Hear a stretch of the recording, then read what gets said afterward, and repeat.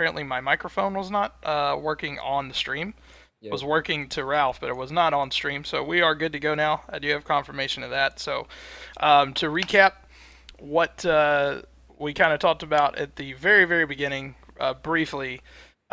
Kevin is out of town, driving back from a trip he was on. Lydia is out of town on a trip herself.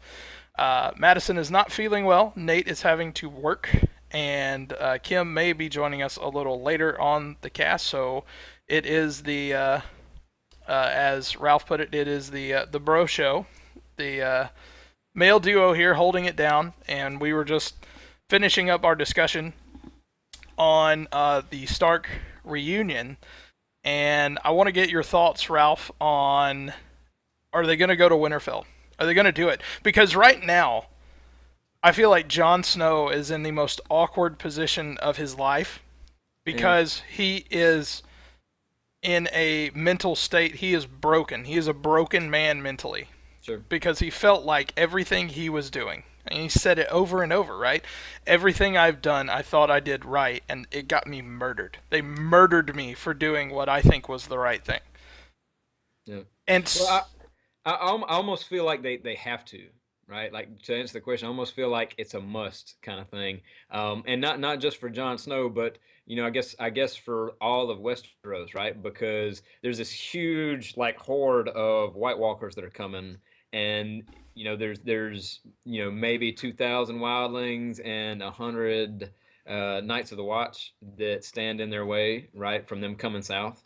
And I mean, the Knights of the Watch were defeated by the 2,000 wildlings, right? Let alone like the undead guys that can get killed and then just stand back up and keep coming at you. And then plus all the people that they killed, and then the cool White Walker guy just kind of like raises his hands, and like everybody comes back to life and then starts attacking you again. So like your buddy that was just there and got slaughtered, like he's getting up and he's trying to kill you now.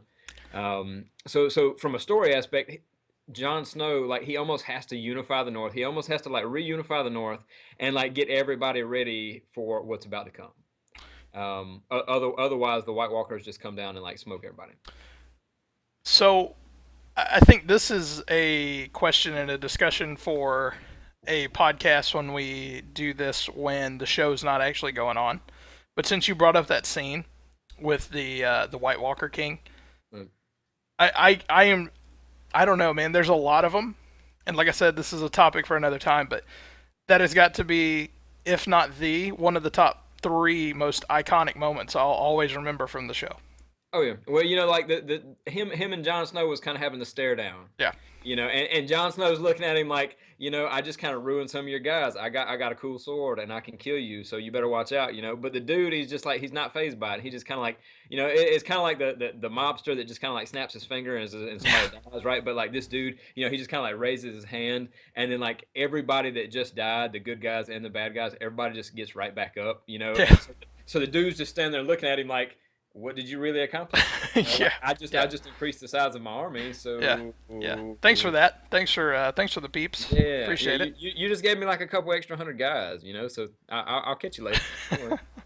That was kind of the tone of that guy. Like he Yeah, didn't no, it care. was. He Yeah, wasn't phased by it. He yeah, just kind of looked and was like, yeah, no big deal, no yeah. big deal. So this kind of ties into it. Moving along, what are the plans we see? Good old Littlefinger again this time, and his scheming as usual. Mm, He claims that he did not plan for the marriage of Ramses and Sansa, sure. and he blames the whole thing on the captain up there. Yep. And I want to talk about the scene first, and then I want to talk about where Littlefinger is going and where that story is kind of heading. So the scene first, you see him roll up, and you see Lord Aaron um, actually failing miserably to shoot an arrow, as we all knew would happen, right? Like, this guy Right. is not. This is going to be the opposite of Arya, right? Like, Arya leaves and becomes a badass and, like, grows up, and this guy is going to, like, see all of his family murdered and still be a little bitch, right? Like, Yep. that's just how he's going to be. Yeah. Oh yeah. Yeah. But we see him almost I really almost thought that he was really going to tell him to throw that guy through the moon door. I really did.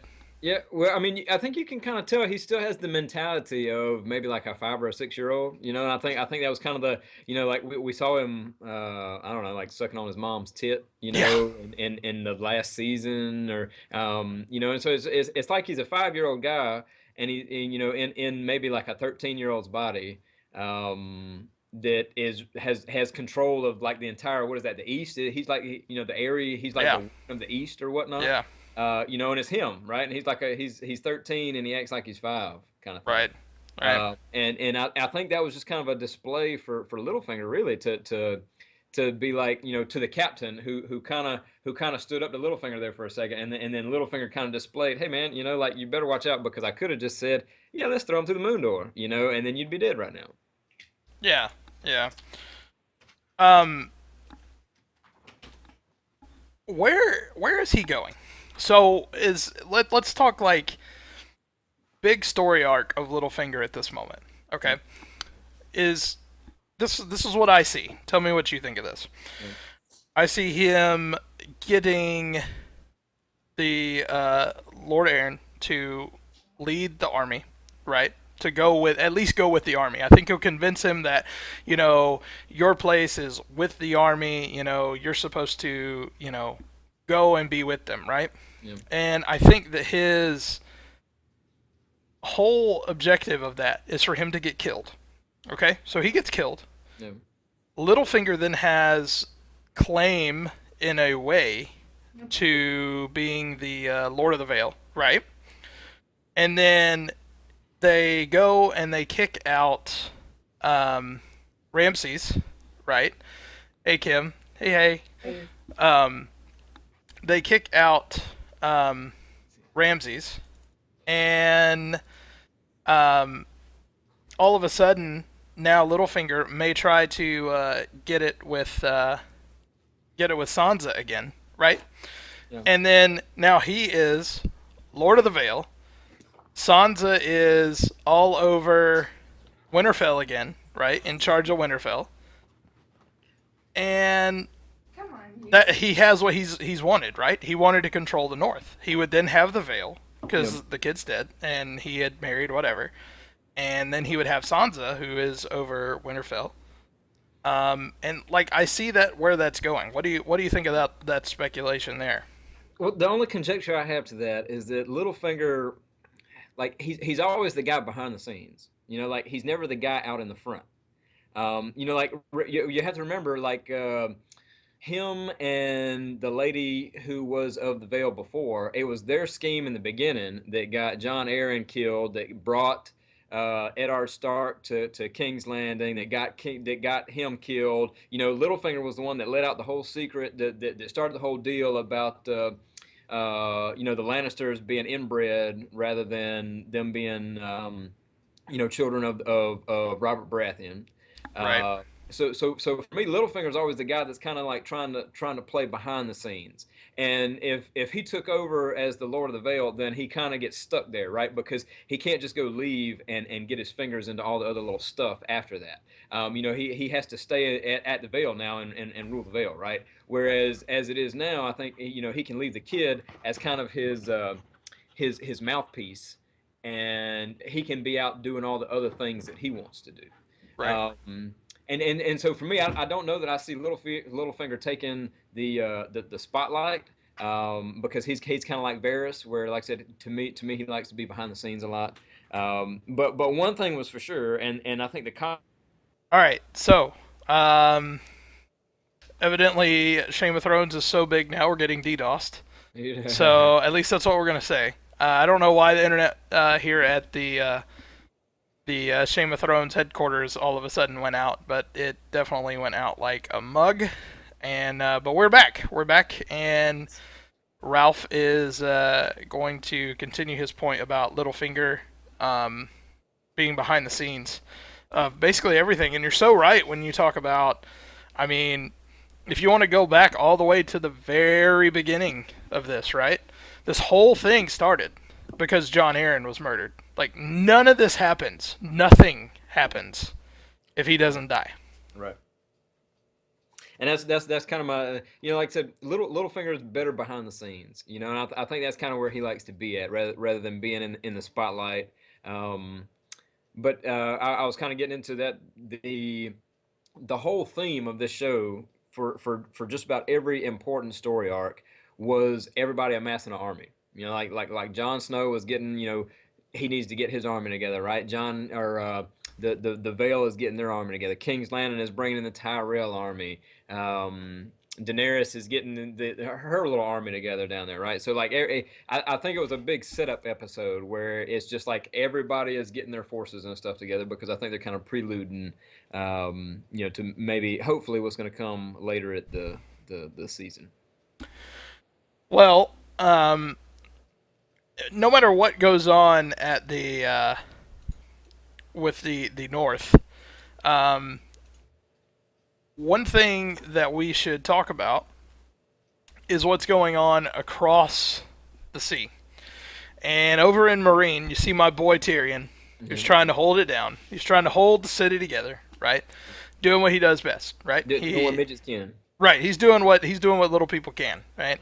And he makes a very, very unpopular decision that I am not sure what Dany will think of when she comes home and hears what he has offered the slavers. However, that being said, I think it was a classic Tyrion move, and I also think politically that it was the best thing he could do to keep the city from falling apart.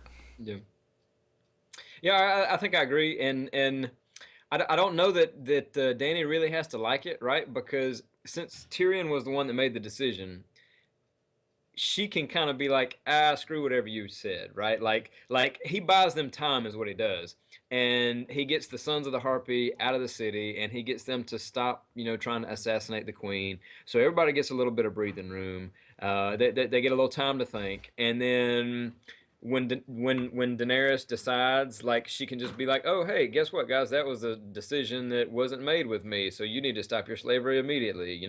Like she's not bound by it, kind of thing. So to me, I feel like he was just biding time. He was buying his time. He was getting a little time for his city, getting a little time for his folks, trying to get his peace going on.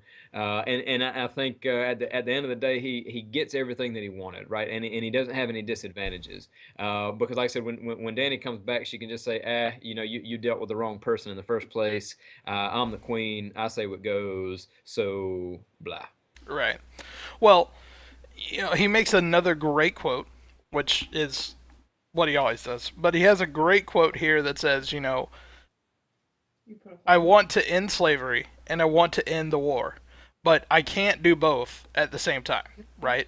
So what he's saying is, I can end the war, but I don't know if I can successfully end the slavery, right? Uh, So he says this is how we're going to end the war. We're going to end the war, and once the war is ended, then we can go back to trying to end the slavery part, right? So, um, obviously, um, Grey Worm is not happy, and obviously Missende is very upset.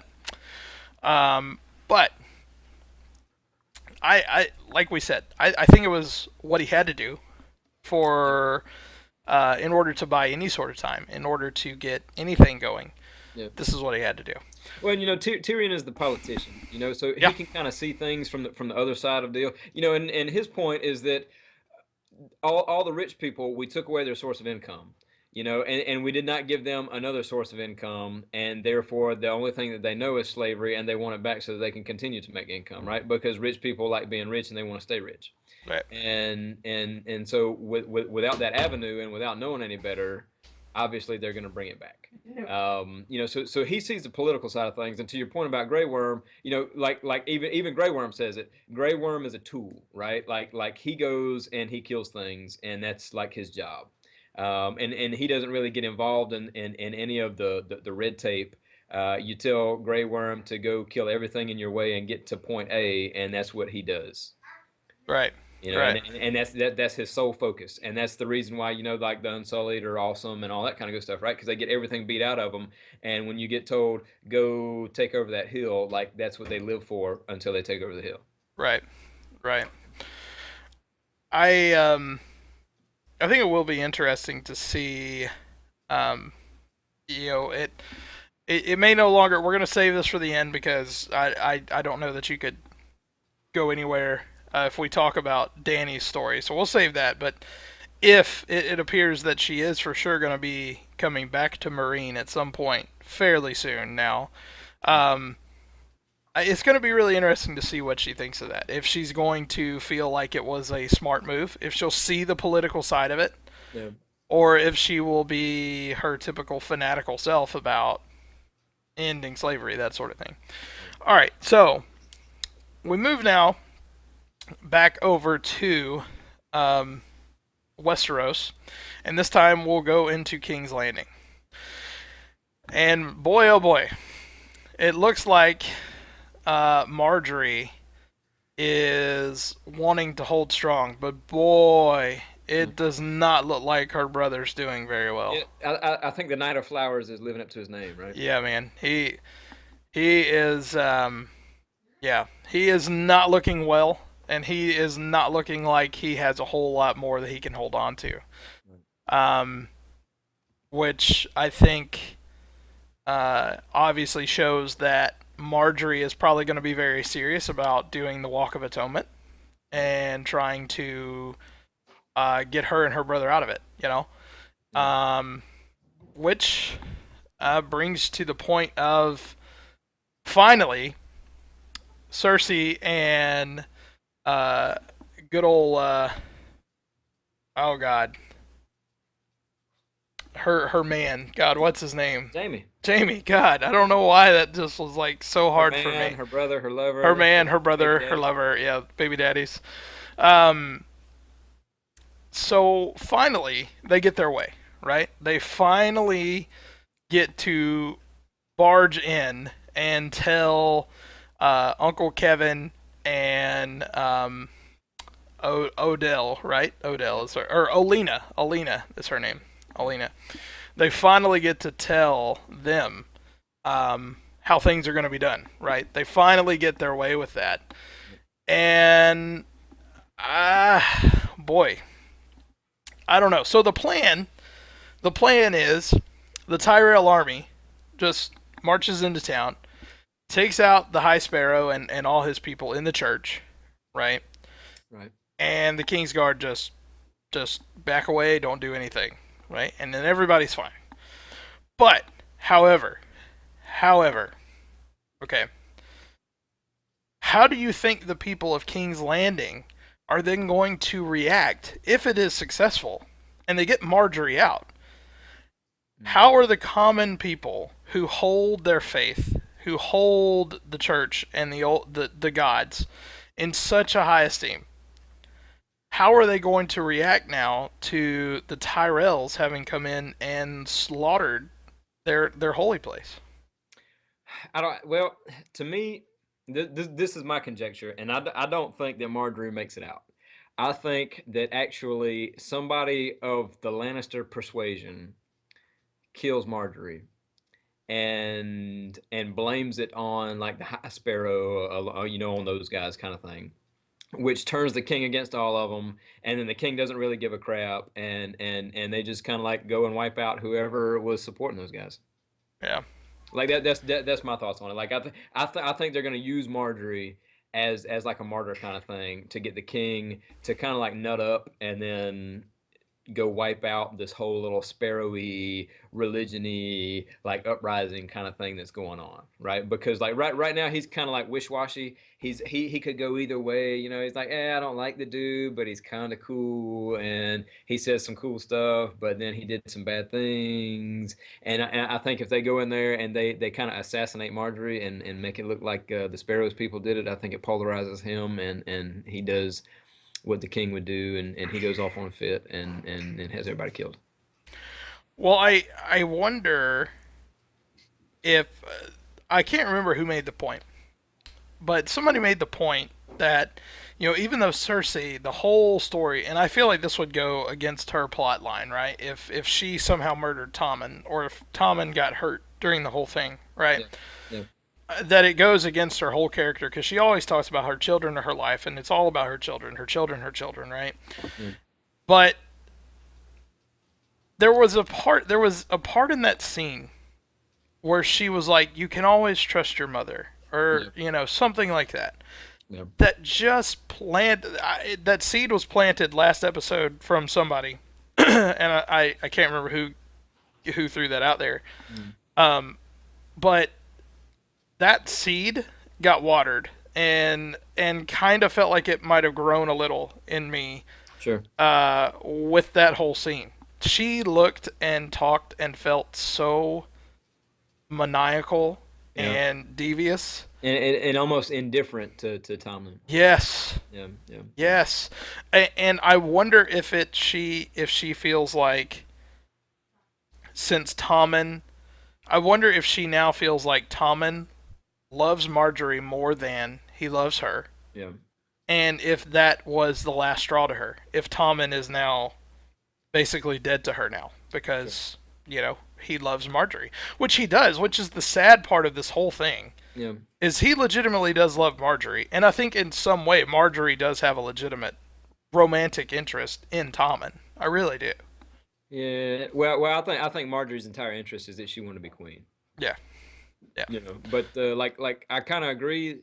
There was the scene with the High Sparrow when he sits down Tomlin and he's talking to him about like the beauty of a mother's love and you felt it and all that kind of good stuff. And to me that felt like a almost a foreshadowing, right? right, Like we all kind of know how George R. R. Martin likes to do things. Like he likes to play somebody up and he likes to get you to really enjoy that person or to connect with that person, and then he like snatches the rug out from underneath of you, and right, somehow that person gets killed. right, And to me, that was almost a foreshadow of your mother loves you so much. You're so fortunate to have felt that, blah blah blah. And to me, that almost plays it up like Cersei's gonna flip and right, she's actually like you said, maybe she's actually going to have him in some way, murdered or killed or accidentally offed or something along those lines. The only thing that makes me want to object to that is that I don't really see what she would get out of it.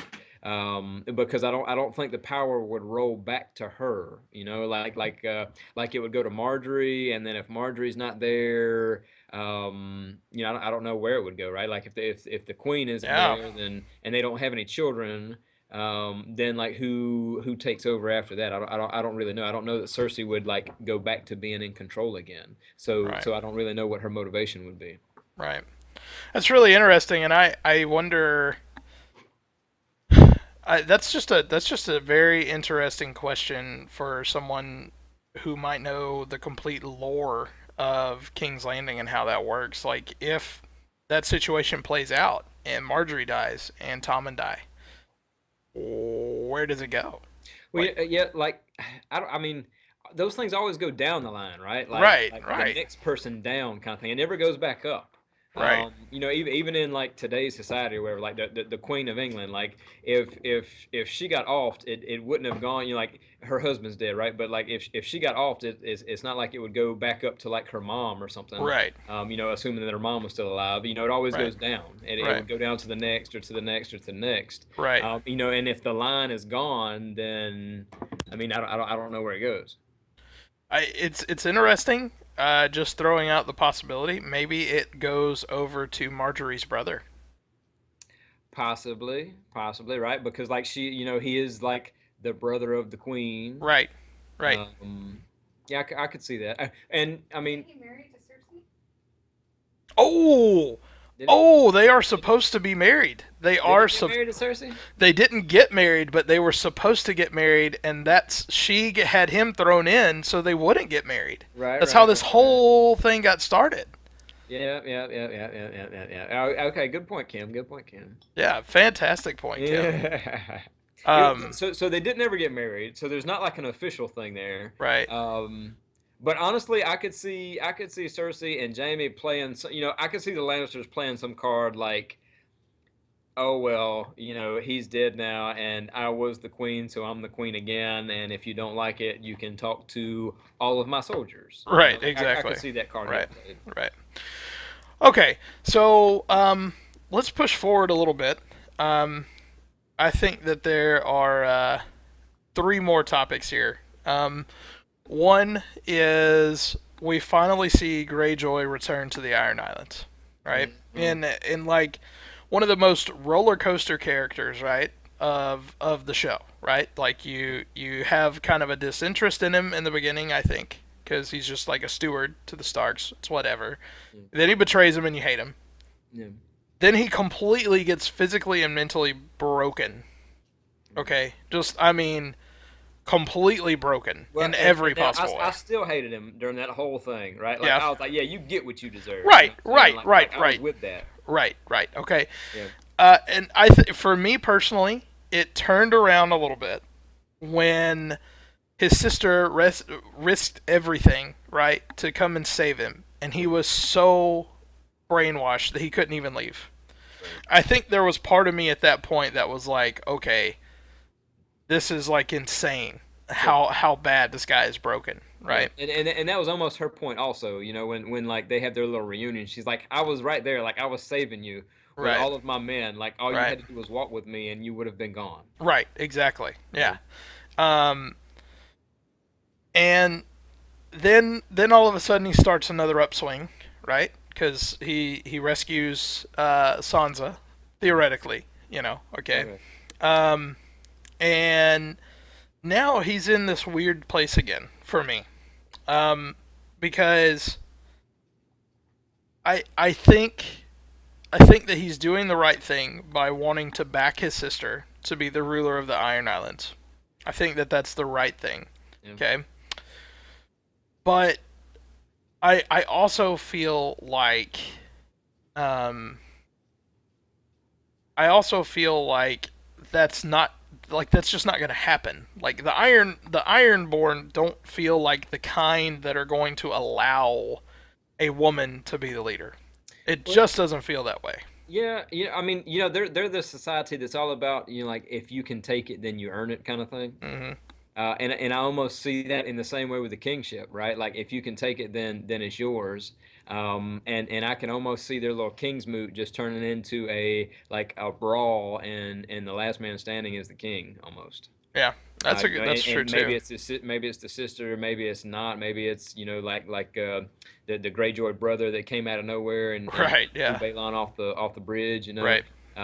like, but because they're all about that, did you pay the iron price for that thing, or did you pay like the people's price kind of deal, right? Like, did Right. you kill somebody and take that from them and that's yours now because you killed them and took it from them, or did you spend money on it, right? Like, Right. so I could see their king. I could see the whole Kingsmoot thing going down in the exact same way.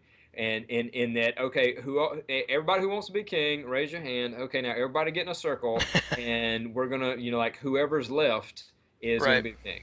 Right. Because they you paid the iron price kind of deal, right? Like you took it from everybody else. Right. Right. It it does feel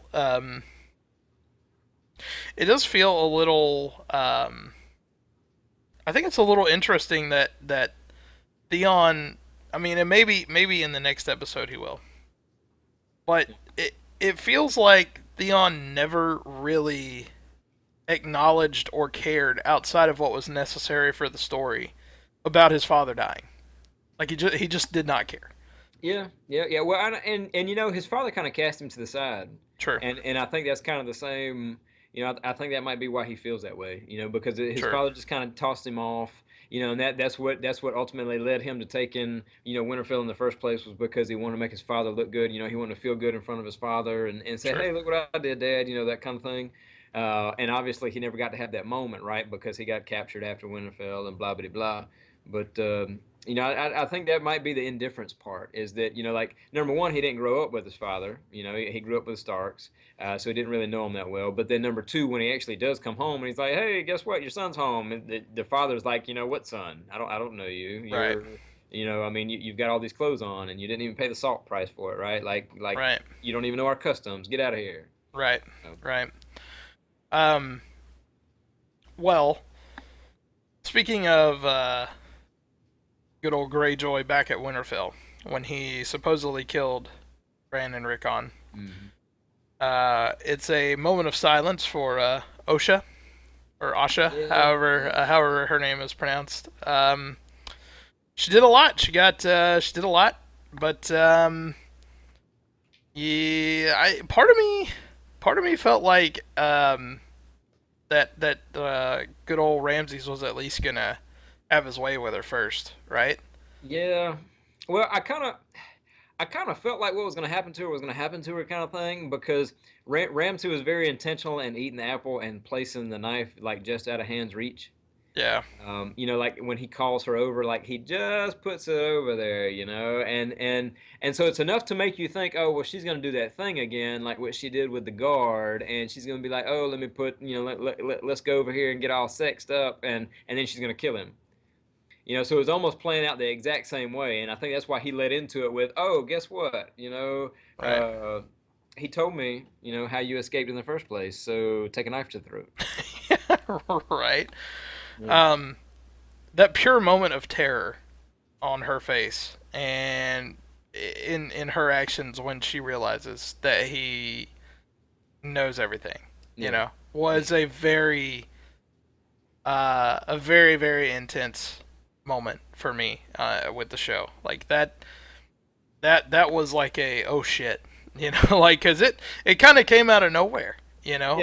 There was definitely tense moments, and you kind of felt like you knew what was coming, because what there were legitimately what three options that happen here. One, she becomes like a sex slave for Ramses, right? That's like number one that could happen. Number two is he kills her, or number three, she kills him, right? Well, number three is not going to happen, right? Yeah. Yeah. That's not how Game of Thrones works, right? So that's not going to happen.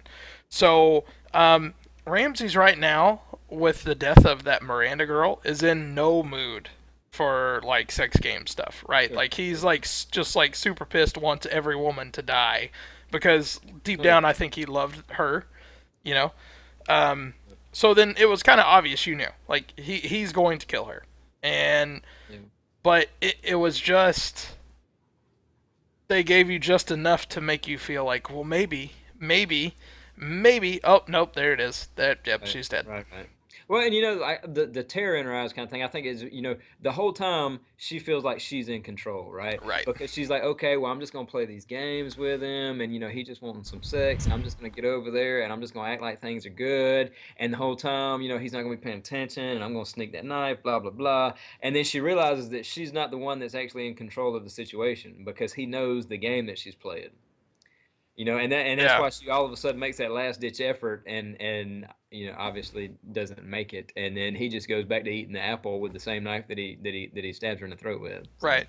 Which is very interesting because that whole comment that she makes about, well, do you eat people right, after you. and he's like, no, And and she's he's like, well, like, I've no. seen Well, worse. then Yeah, I've seen worse. And then all of a sudden he's just like, well, I may not eat you, but I'm just gonna wipe this knife off, yeah, and then go back to eating my apple. right, Right. Um, I'm being corrected by Lydia that it's Ramsey, not Ramses, apparently. So Ramses. so I Yeah, apologize. they're not Egyptian, right? They're not Ramses. um, maybe I'm thinking of that because there's a really good Dota player named Ramses, and I can't help but think of it. But anyway, um, so that was kind of the all we really got from Ramsey was that moment plus the letter in this Yeah. episode. So um, Well, he's kind of done enough, yeah, right? yeah. Like Like he's okay. he's done like a season's worth of shit. Right. Seriously, in like the first four episodes. Yeah, and Well, he can just kind of chill for a little bit. It's okay. yeah, yeah. Yeah. Like I, man, I don't know. Um, Game of Thrones does this thing to me where I can't decide who in the show I want to die more. Mm.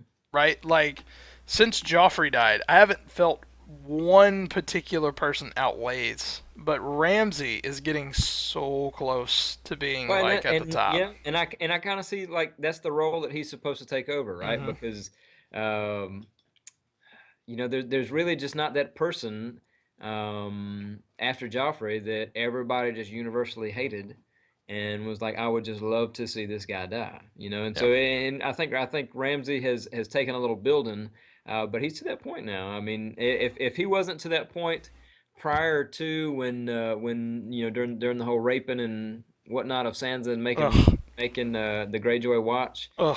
He's to that point now after he kills his father and then feeds the baby to the dog. I mean, just all that kind of stuff. Yeah, man. It's rough. It's rough. He's Yeah. an asshole. That's for Right, and sure. he's definitely ruthless, right? Like he Yeah. doesn't care about anything else No. other than the thing that he wants, and he wants power, and that's like that's his motivation, and he doesn't really care about anything else. Yeah. Um. All right. So let's talk about the absolute heart of the episode. I think. Right. Which even though the title Book of the Stranger and that goes back to the High Sparrow part, which I think that has a lot to do with it, but Yeah. I feel like this episode was bookended by the two feel good moments of the season and probably the two feel good moments we've had in a long time in the show, in my opinion. Like that warm feeling when Sansa and Jon reconnect, as brief as it was great. Right. Right, and that kind of started the episode. Right. And then they kind of went into the heart of it and this whole Book of the Stranger, and they're really building up the tension in this King's Landing, High Sparrow situation, which you feel like in the next 2 to 3 episodes is probably going to come to an end, right? Sure. Like I don't think they can build a lot more tension there No, no. before they Oh, come and to her. like I say, they've got an army that's going to come in. Right. Everybody's got their little armies. Right. And then the other part of it, the other bookend that we get is Jorah and Dario. Even though I don't like to remember his name because he's dead to me because they change actors, and Yeah. that's my giant pet peeve of all time. Right, but the new guy's so much hotter than the old guy. This new guy can go eat a bag of dicks because he's not the guy they casted first, and they should have just paid the new guy or waited or whatever the hell they had to do. Anyway, that's why the Avengers sucks because Edward Norton is the only Hulk and will forever be the only Hulk. And Hey, the other guy does a decent job. Okay, the only guy that really sucked it up was Eric Bana. yeah. Okay. So finally, Dario and Jorah get to Vos Dothrak, right? Yep, yep. They find the queen. They find her. They finally found her, Yep. and Dario just straight like goes like Sin City, and just smashes the dude's face in, right? Like have you ever seen the movie Sin City? Yep, yep, yep. Okay, so you know what I'm talking about, right? Where he's like bashing the yellow guy and like Yeah. it's just going everywhere. Like that's what I'm seeing in my head, right? When he's doing this. And I really think the reason I bring that up is cuz I really feel like you got another reminder of what the Dothraki really are like, because after he's found with his head smashed in, and he's apparently somebody that was like not super important but kind of important, right? And he Yeah. served the current call very well. Maybe like a blood rider or something. Right, exactly. And he's like, fuck that guy. Like, he doesn't matter. Like, Yeah. screw that guy. He doesn't matter. And it's like, God, man, just absolute brutal ruthlessness, like all around, right? Yeah. Well, and they brought him up, and then the other call was like, there's always some bloodshed when we all get together, kind of thing, because they're like a couple steps higher than rabid dogs. Right, right, Because right. the only thing, like their entire motivation is let's go and raid a village, let's kill all the dudes, and then we're gonna take all the vagina for ourselves. Yep, yep, And if they got any horses, we'll take those too. right. Yeah, exactly. And that's kind of like their thing, like that's their motivation in everything that they do, Yeah, right? yeah. And so that's why, like the guy was just like, big deal, somebody got killed, right? Like we're all together. It always happens. It is what it is. That's insane. That's insane, dude. It's like, it's no big deal. I mean, somebody got his face smashed in. Whatever. It's no big deal. That's Yeah, fine. yeah. I Um, mean, there's 100,000 of them there, and like two guys get killed, so they're like, that's better than last year, guys. Don't worry about it. so I think that Danny was actually a little nervous in the moment when, right before when she asked to go to the bathroom, right? Yeah. I think that we saw a rare moment from her where she was very vulnerable, where I don't think she was really sure what she was going to do. I don't think that she had this whole plan ready yet. And Mm. then I think that when she saw Jorah and Dario, I think that she just snapped back into, this absolute beast, this absolute monster that we have come to know Yeah. of a badass that she is, right? And she's like, it's all good, guys. Nobody has to die except the guys I want to die, Right. okay? Right. And at first, I'll admit, the more I thought about it today, I told Lydia yesterday, last night, that I thought that um, they had like prepared the place to burn, but it doesn't have to be prepared because they build all their shit out of like straw, right? So Yeah. it's like, It's a hut. It's a glorified hut. right, right. So it's like highly flammable. Oh yeah. But what she did do, now that I've like thought about it and like gonna go back and watch it again, she just barred the door and made sure that they couldn't get out, right? Right. And that was what Jorah and like that was their goal. Right, Right. Like right, like you guys bar the door. Don't let anybody come out. I'll take care of things in here. right. And once again, she does her thing, right? Like she just sets shit on fire and then walks out, and she's naked. Yeah. For the Um, first time, since like season three. right. Which I actually, okay. I mean, obviously she's very attractive, and it's not a bad sight. But I actually had this discussion with Lydia that I felt like we would not see her naked again because I felt like she had reached a point in her acting career Yep. where she would either refuse to do it, not be Yep. naked, or request so much money that they wouldn't pay Sure. for her Sure. to be naked again. Well, did you see her comments on it today? No, I did not. Allow me to enlighten you. She actually has a no nudity clause now.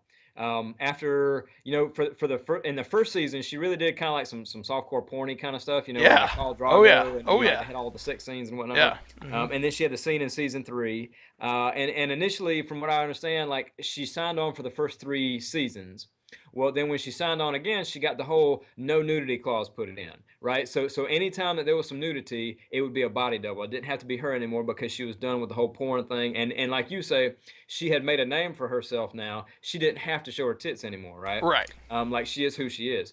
Now, today though, she came out and she said that was 100% her. There was no body double. It was her. She chose to be in the scene because she felt like it was an empowering moment for her and for women, and that kind of thing, right? Like she just did this thing where she took over the entire Dothraki horde. She killed all of these warlords. It was all done by a woman's hand, and I am woman, hear me roar, kind of thing. And that was Right. the whole reason why she agreed to do the nudity scene again, was because she felt like it was an important scene and that it was warranted, right? Like so Right. so as an actor, she doesn't want to do any more of the like almost softcore porny kind of stuff, right? Like that kind of thing. But she felt like, this is a pivotal moment for my character, for this person.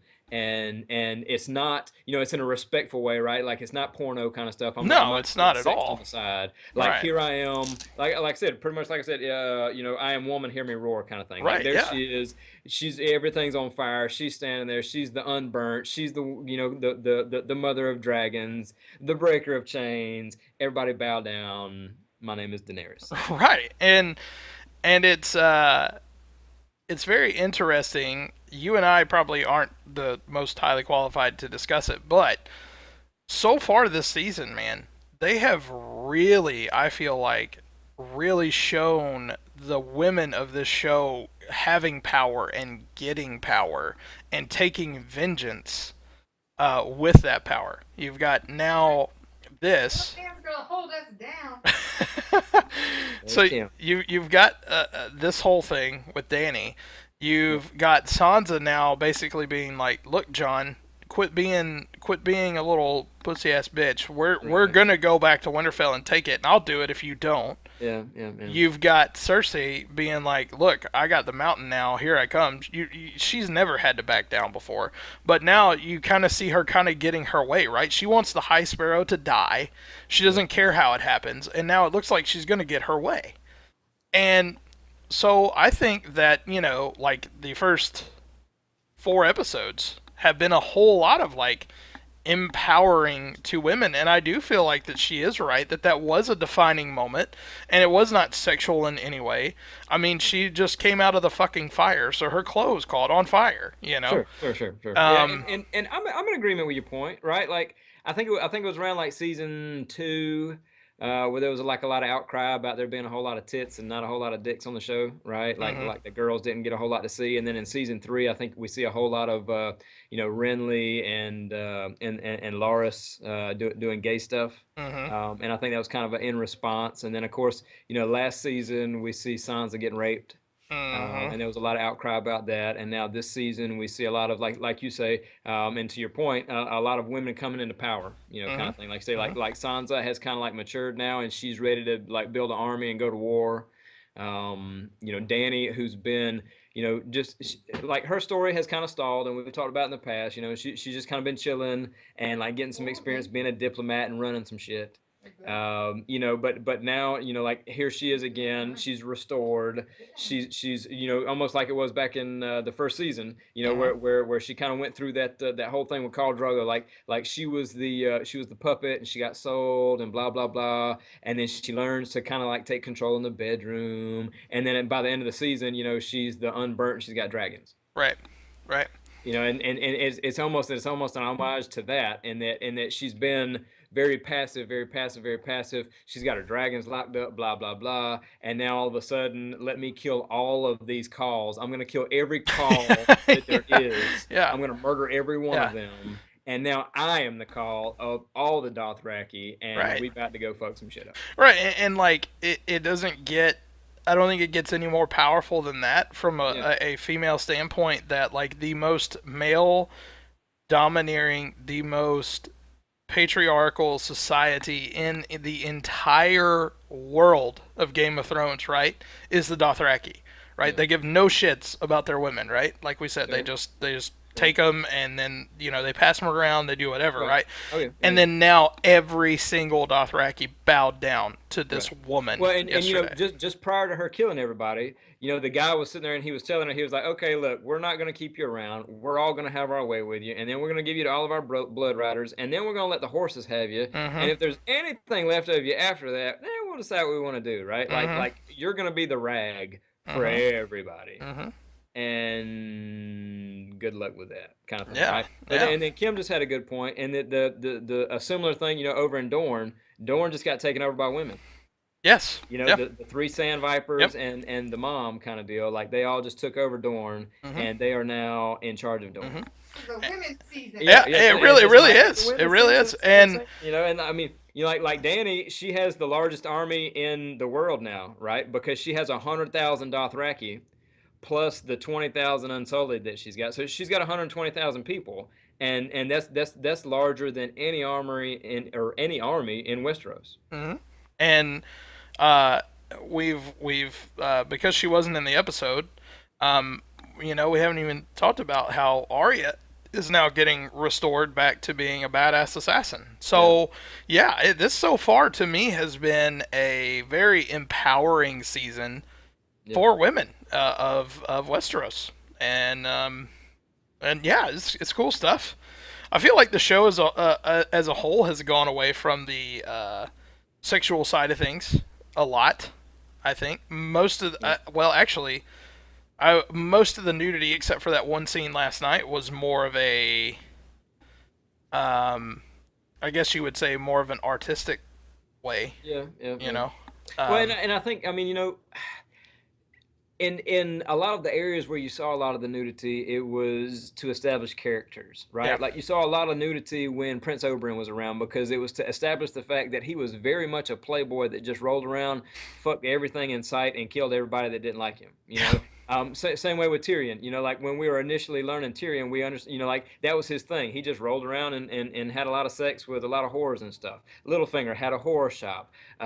Everybody was like into the horror, and like I said, I think it was used as a mechanic to show characters. But now, like we're past that point. We're not learning any new characters anymore. Right. We've got. And so it doesn't really lend to those things. That and the fact that all the characters are past the point. Like there's no more Tyrion can't just decide, I'm just gonna go fuck a whole lot of girls today, right? Because he's got more important things to do. Right. He's got other things that are on his mind now than just going and whoring and that kind of thing. Right. Well, overall, it was a great episode. I think it was one of the best ones we've had. Definitely, I think.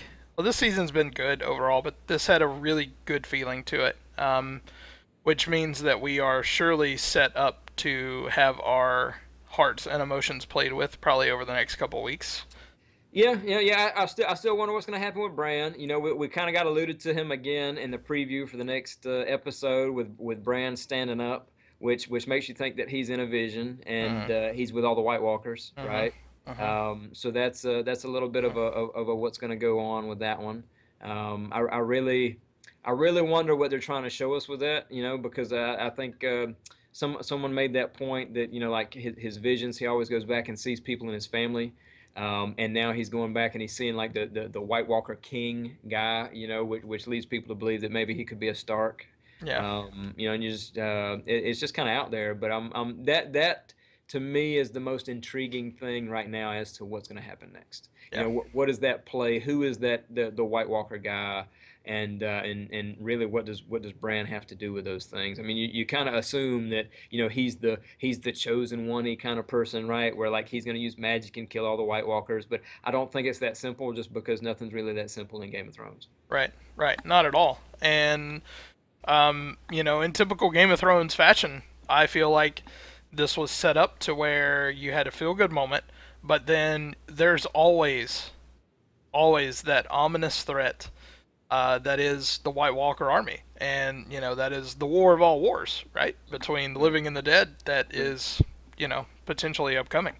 Yeah. So, all right, well, it was great having the broadcast, Ralph. Bros. It was fun. Sorry for the technical issues. First with my mic, and then with the DDoS that I'm gonna forever call a Yeah, DDoS. yeah, man. The Um, Chinese were after us, Wiley. yeah, man, they're just not big on the Game of Thrones cast. But next week, hopefully, we'll be back with the full cast. And I just thanks Ralph for hanging in there with me, and Yeah, man. we will see everybody next week. All right. Every stolen kiss, every late night walk, every secret wish, every second chance, every time we dance.